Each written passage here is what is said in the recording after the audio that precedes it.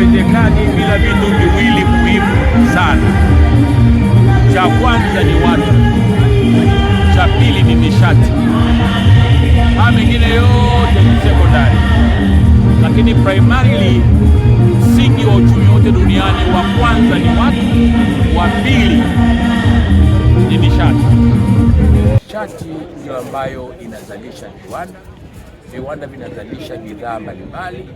Nishati ndio ambayo inaendesha kila sekta ya uchumi.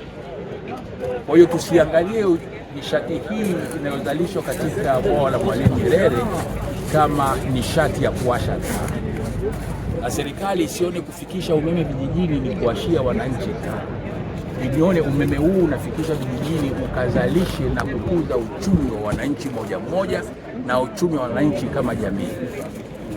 Umeme huu ukasababishe ukawashe viwanda, ukasababishe huduma za kijamii kama elimu na afya katika maeneo mbalimbali ya nchi zetu, hata vijijini yakaweze kupata huduma, kwa sababu kuna umeme wa kiuhakika wa kuradi mitambo. Na sasa hivi katika masuala ya teknolojia tunajua wote matumizi ya kompyuta ni masuala ya msingi kabisa kwenye kila eneo, kwenye kilimo, kwenye ufugaji, kwenye uzalishaji wa viwandani, kwenye mashule, kwenye hospitali.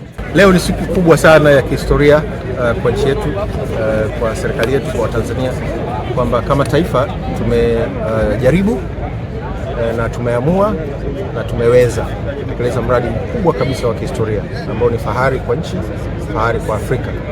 Kwa hiyo pongezi kwa serikali, pongezi kwa rais wetu. Nchi yote ambayo inataka kuendelea haiwezi kufikia malengo ya maendeleo, na hasa katika uchumi wa kisasa ambapo nishati ya umeme ni muhimu bila umeme wa kwa hiyo tangu awamu ya kwanza ya uongozi wa nchi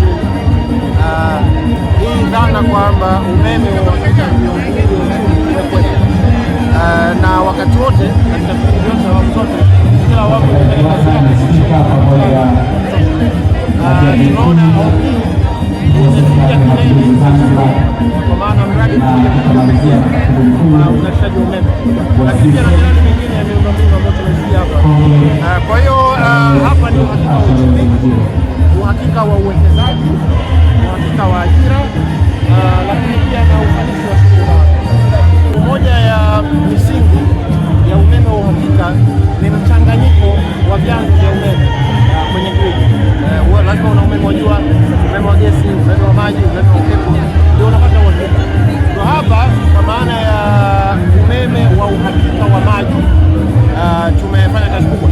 Utakumbuka miaka yote na miaka hivi karibuni kulikuwa na shida ya kiangazi, umeme unakatika.